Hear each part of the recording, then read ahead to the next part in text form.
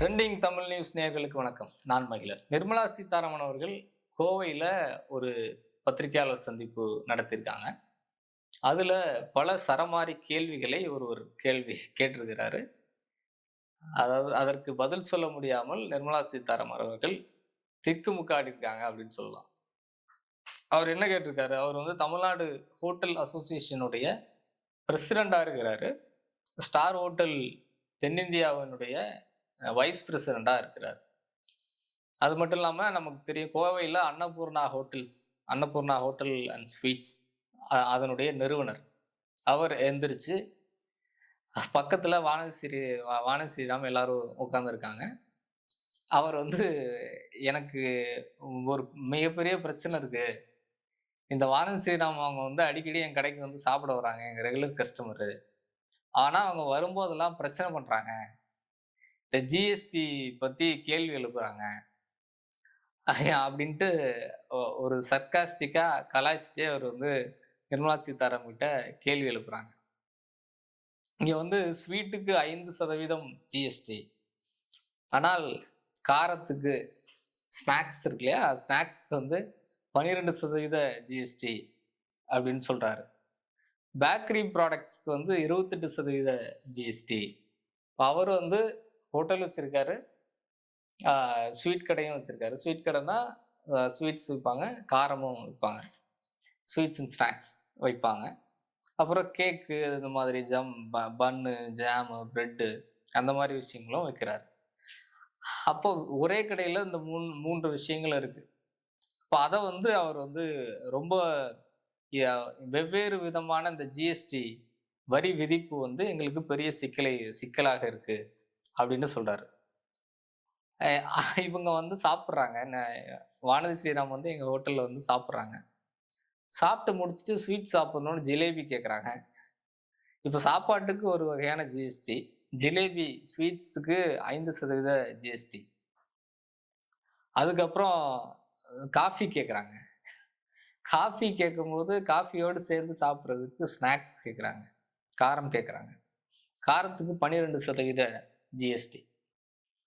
அப்போ நீங்க 5% ஸ்வீட்டுக்கு, சாப்பாட்டுக்கு 1%, காரத்துக்கு 12%, பன்னு பன்னுக்குள்ள ஜாம் வச்சா, அதாவது பன்னுக்கு ஜிஎஸ்டி கிடையாது. பன்னு ஒரு சாதாரண இப்போ நம்ம உடல்நிலை சரியில்லைன்னா சாப்பிடுவோம். அந்த மாதிரி பிரெட் ஒரு அத்தியாவசியமான பொருள். குழந்தைங்க சாப்பிடும். நோயுற்றவர்கள் சாப்பிடுவாங்க. அதனால பிரெட் அண்ட் பன்னுக்கு ஜிஎஸ்டி கிடையாது. ஆனால் பிரெட்டுக்குள்ள பன்னுக்குள்ள ஜாம் வச்சா அதுக்கு 28% ஜிஎஸ்டி. அப்போ இவங்க என்ன கேட்கறாங்க? வானதி என்ன கேட்கறாங்க? நீங்க பன்னையும் ஜாமையும் தனித்தனியா கொண்டு வாங்க. நாங்க அப்ளை பண்ணி சாப்பிட்டுக்கிறோம். ஏன் இவ்வளவு வரி போடுறீங்க? அப்படின்னு சொல்லி அவர் கேட்கிறாரு. அது மட்டும் இல்ல, ஒரு ஃபேமிலி வந்தா இந்த மாதிரி இதுக்கு 5%, அதுக்கு 12%, இதுக்கு 18%, இதுக்கு 28%ன்னு இந்த ஜிஎஸ்டிய கால்குலேட் பண்றதுக்கு கம்ப்யூட்டரே கன்ஃப்யூஸ் ஆகுதுங்க. என்ன மாதிரியான வரி விதிப்ப நீங்க வச்சிருக்கிறீங்க? ஒண்ணுமே புரிய மாட்டுது. அப்படின்னு சொல்லி அவர் கேட்கிறாரு. இன்னும் சொல்லப்போனா நீங்க கடலை அரிசி ஜிஎஸ்டி குறைவு. நிலக்கடலை இருக்கு இல்லையா? அதற்கு குறைவு. அதே மாரி சர்க்கரை ஜாங்கிரின்னு சொல்ற அந்த நாட்டு சர்க்கரை அது மாரி விஷயங்களுக்கு குறைவு. ஆனால் கடலையும், அந்த ஜாங்கிரியும் சேர்த்து உருவாக்குற அந்த கடலை மிட்டாயினுடைய ஜிஎஸ்டி அதிகம். இது இது எப்படி வருது அப்படின்னு தெரியல அப்படின்னு சொல்றாரு. அதேபோல அவர் ஹோட்டல் நடத்துறாரு. தங்குற ஹோட்டல் நடத்துறாரு. அந்த ஹோட்டல பொறுத்தவரைக்கும் அது அவர் சொல்றது தூத்துக்குடியில, திருநெல்வேலியில நடத்துறத பத்தி சொல்றாரு. அங்க சூரசம்ஹார நிகழ்ச்சி நடக்கும். ஆ அ க இந்து கோவில்கள்ல, ஈஸ்வரன் கோயில்ல அந்த மாரி நடக்கும். அந்த அந்த மாதிரியான நேரத்துல இப்போ உவரி அ அந்தோணியார் கோவில் திருவிழா, சிவம்பலிங்கநாதர் கோவில் திருவிழா, குலசேகரப்பட்டினம் அ திருவிழா, இந்த மாதிரியான ஒரு மிகப்பெரிய அளவுல தமிழ்நாட்டுல மிகப்பெரிய அளவுல நடைபெறுகிற விழாக்கள். இது மாதிரியான தசரா நடக்குது. திருச்செந்தூர் முருகன் கோயில். அந்த மாதிரியான ஒரு பெரிய அளவில் நடக்கிற நிகழ்ச்சிகளின் போது இந்த ஹோட்டல் வந்து நிரம்பி வழியுது. அப்போ வந்து ஒரு 10 பேர், ஒரே ஒரு 4 பேர் தங்குற ஒரு அறையில 10 பேர் தங்குறாங்க.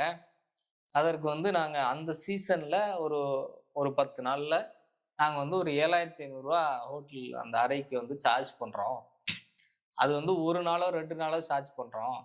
ஆனா ரூ. 7,500 சார்ஜ் பண்றதுனால 5% ஜிஎஸ்டி கட்டிட்டு இருக்கிற எனக்கு, ரூ. 7,500 நான் ரூம் வாடகை போடுறேன் அப்படிங்கிறதுனால 18% மாறுது.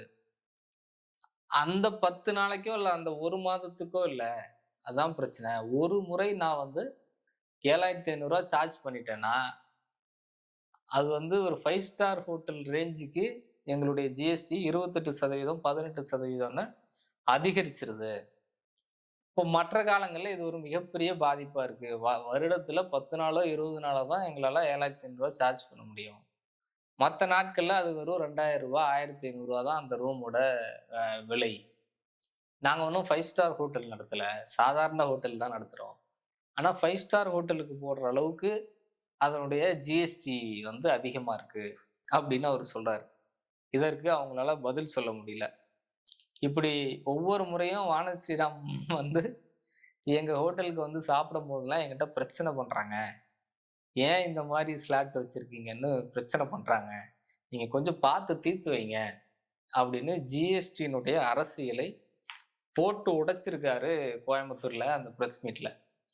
நிர்மலா சீதாராமன் வந்து வாய் மூடிட்டு எல்லாத்தையும் பரிசீலிக்கிறோம், பரிசீலிக்கிறோம். ஏற்கனவே நெறைய ஸ்லாப்ஸ் வந்து நாங்க மாத்தியிருக்கோம்.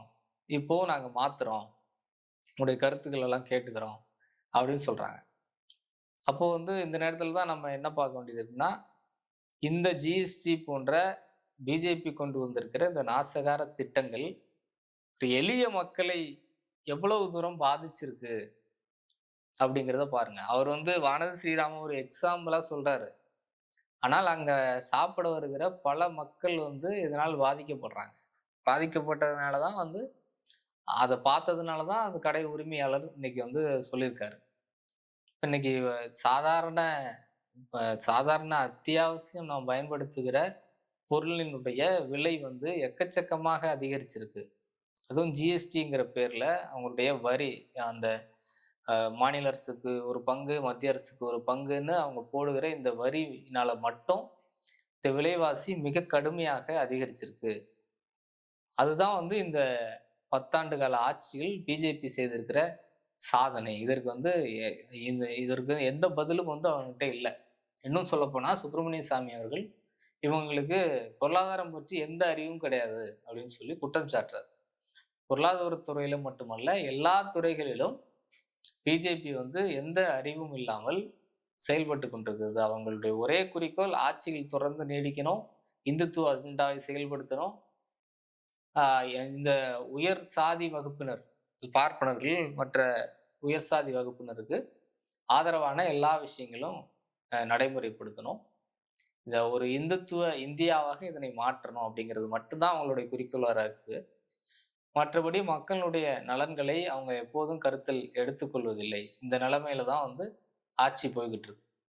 இன்னொரு பக்கம் இப்ப காங்கிரஸ் கட்சி இடஒதுக்கீட்டை முன்னிறுத்தி செயல்பட்டுட்டு இருக்கிறாங்க. அவங்க சாதிவாரி கணக்கெடுப்பை கேட்கிறாங்க. ஆனால் சாதிவாரி கணக்கெடுப்பை எடுப்போம், எடுக்க மாட்டோம் அப்படிங்கிற எந்த பதிலையும் பிஜேபி இதுவரைக்கும் சொல்ல மறுக்கிறாங்க.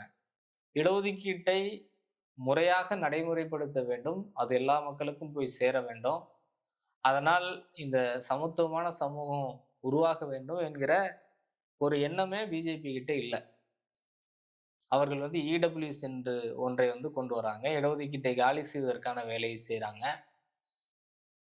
அப்படி பல விஷயங்கள வந்து அவங்க தொடர்ந்து செஞ்சுட்டு இருக்காங்க. இப்போ கூட இந்த சாதிவாரி கணக்கெடுப்பை எடுப்பதற்கான எந்த முகாந்திரமும் இல்லைன்னு காங்கிரஸ் கட்சியினுடைய முன்னாள் தலைவர் வந்து சோனியா காந்தி அம்மையார் வெளிப்படையாக குற்றம் சாட்டுறாங்க. நீங்க மக்கள் தொகை கணக்கெடுப்பாவது எடுப்பீங்களா? எடுக்க மாட்டீங்களா? எப்போது எடுக்க போறீங்க? அப்படின்னு கேள்வி கேட்கிறாங்க. அதை கூட இவர்கள் செய்ய தயாரா இல்ல. பட்ஜெட்ல அத பத்தின அறிவிப்பு இல்ல. இன்றைக்கு இவ்வளவு தூரம் ராகுல் கேள்வி கேட்கிறாரு. எல்லா கட்சியினரும் வந்து சாதிவாரி கணக்கெடுப்பு எடுக்க வேண்டும் என்கிற கோரிக்கையை வைக்கிறாங்க. ஆனால் அது குறித்து வாய் திறக்க கூட மறுக்கிறது பிஜேபி அரசு. இந்த நிலைமையில 3 மாநில தேர்தல் வருது. இந்த தேர்தல்ல இந்த விஷயங்கள் எல்லாம் பிரதிபலிக்கணும். நாட்டு மக்கள் இவர்களை புரிந்து கொண்டு பிஜேபியினுடைய இந்த 10 ஆண்டு கால ஆட்சியை புரிந்து கொண்டு, இந்த நாசகார திட்டங்களை தொடர்ந்து செயல்படுத்த விடாமல் தடுக்கிற விதமாக ஏற்கனவே நாடாளுமன்ற தேர்தல்ல பெரிய தோல்வி குடுத்திருக்கிறாங்க. அதையும் தாண்டி இந்த மாநிலங்கள் அத்தனையிலும் தோல்வியை கொடுத்து அவர்களுடைய வலிமையை இழக்கச் செய்ய வேண்டும் என்பதுதான் நம்முடைய எதிர்பார்ப்பு. தொடர்ந்து பார்ப்போம். நன்றி, வணக்கம்.